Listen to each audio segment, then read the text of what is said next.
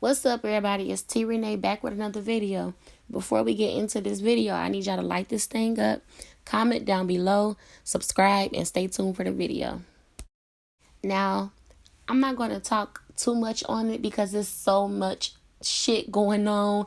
It's so many questions I have, concerns, and all of that. So I'm just going to pinpoint certain shit that stood out to me and hopefully to y'all too. Now, watching that documentary, I am disgusted. I am kind of lost for words that somebody with such a huge career could do something like this. But I've never been the type of person to hold celebrities on a higher pedestal because, yeah, they have, more money than the typical person, but at the end of the day, they human just like we are. So I've never put shit past I never put shit past a celebrity just because they are a celebrity, if you know what I mean. I've always just looked at them like a fucking human. Now him, R Nasty, he's not no fucking human. He's an animal.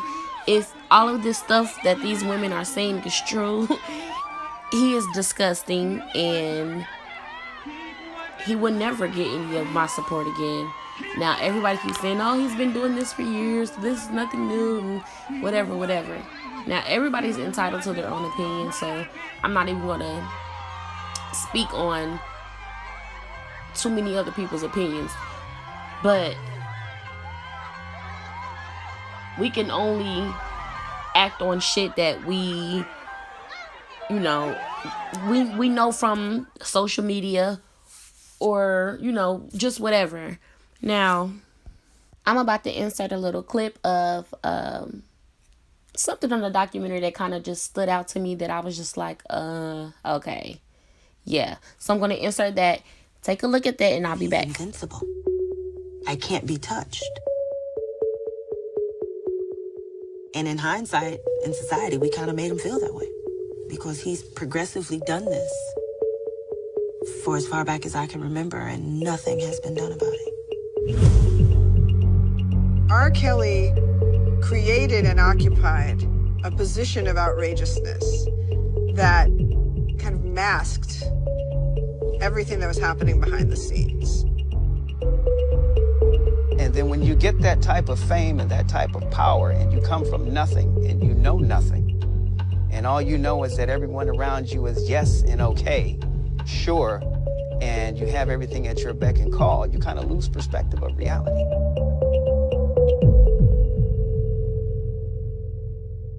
Oftentimes, perpetrators will be so brave to say, I'm going to let the world know. I'm going to let everyone see what's going on, and you better not say anything. That speaks to the amount of control an individual might have over another person. I went to a few parties at Rob's house. In one particular time, I was there and went down to the studio. There was a girl standing next to Rob, and she was naked, and he was feeling on her booty.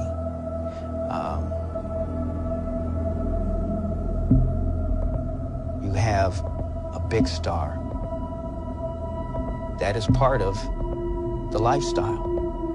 But when you see that there are girls there that look young, it becomes very questionable to me. And I didn't check IDs and didn't ask for IDs, but you can clearly see that these were babies in my eyes. And that was something that I didn't want to be around.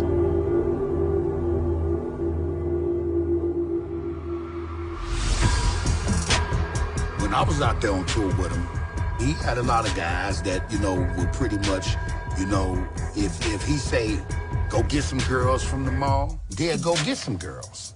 You look at the people around somebody, and it's very upsetting that he really didn't have to do much to get these young girls. Oh, we always go to the mall, too. We go in the mall in every city. We just chilling. We're going to go to the mall today. We're going to try to keep it low-key. We'll see what happens. So, I'm not sure how all of these people could be around this man. And I'm speaking on his whole team because they're not going to sit here and say they did not know this stuff was going on. I heard a few times that R. Kelly would send people to get these girls. So I'm really confused as to how you can be so money hungry that you can participate in some sick shit like this. There is no amount of money that you will be able to pay me to have me do some sick ass shit like that. Do we need to throw R. Kelly away? Yes. Should R. Kelly get whatever consequences come his way? Yes. But we need to blame his team too. Because these people are just as sick as R. Kelly. Now I'm going to touch on the grown women that came into R. Kelly's life. With them being an adult, being of age, knowing right from wrong. I'm going to speak on those women. What I don't understand is how, as a grown woman, you could even be a little bit interested in him. Now, I'm not going to be a hypocrite and sit here and say, oh, me finding out all this stuff about this man, I didn't still listen to his music. No, I definitely did.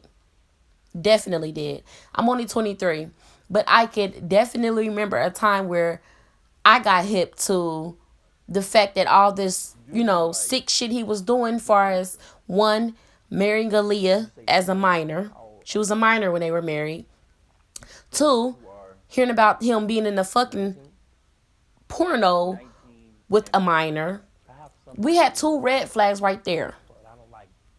And like the ladies said in the documentary, as black women, stuff we go through doesn't get any light shed on it. Those people that don't know Robert. Everybody wants to turn the other cheek when it has something to do with black women. And I feel like those people who knew about that stuff,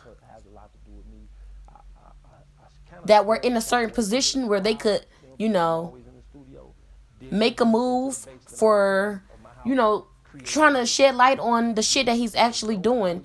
Why didn't they do that? Why did these women still even entertain the idea of wanting to be with him, knowing of the red flags, that he had prior to, them meeting him? Why were they able to just say, you know what? No, I don't believe that. Like, come on. He married a fucking minor. The fucking ex-road manager, ex-assistant, whatever he was to R. Kelly, he forged Aaliyah's fucking signature. He forged paperwork, indicating that, she supposedly was 18 when she definitely was not. So he had all these people around him that pretty much backed up and supported the shit he did. They basically, them, going out to get the girls, and them even just knowing that he was doing all of this stuff, you're supporting that. How they were able to do that, I don't know. Sparkle, I feel like she was definitely wrong. She was definitely sick. And what in your right mind? In the documentary, she sat there and said she witnessed R. Kelly doing all of this nasty shit with minors. So you go and bring your minor niece into this man's life? That doesn't make sense. Everybody around that man was just as sick as him. Now you can agree or you can disagree. This is simply my opinion. And facts is facts.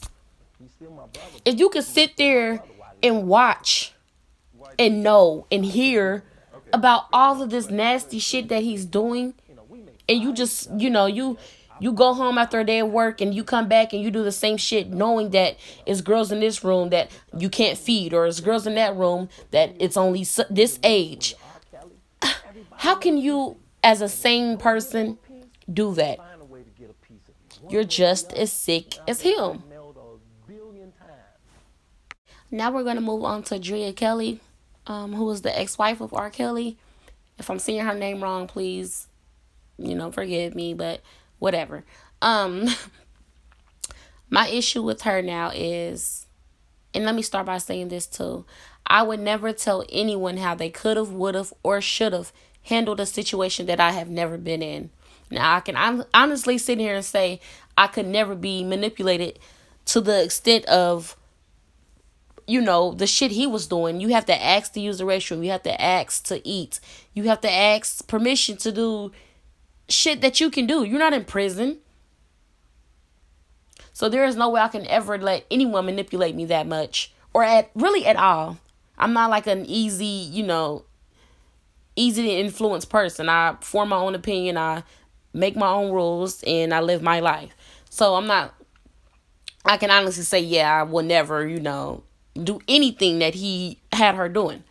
But am I judging her for it? No. I can just sit here and say I would never do this shit. But you shouldn't say what you wouldn't do unless you're in that position. You shouldn't judge anyone because of the choices they made while they were in a certain position. All you can do is really support, pray, and, do your best to prevent other girls from going through or going down that same path. I'm not saying she's wrong now for speaking on it, because she should. Like I said, when you make it out of something, you need to share your story. You need to help others. You need to, do everything you can. And especially if you have a daughter of your own, you need to be an example. So I'm not saying at all that she's wrong for, now speaking about it. I just find it a little funny how not too long ago she was on Instagram Live, and she was talking about child support and how he don't pay child support no more, and he hasn't, and all of this other stuff. And then not too long ago after that, I seen this video. Come through Facebook Live. Yes, that is my baby daddy playing in the background. What y'all about? Turn right to I-285 South.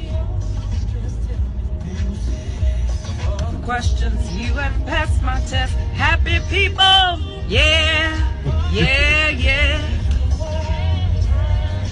Turn it, yes, them who people? Happy people. Come on, baby daddy. Other baby daddy. Dancing. Happy people. Yeah. Stepping. Happy people. Oh yeah. Not y'all evil ass, irritated people.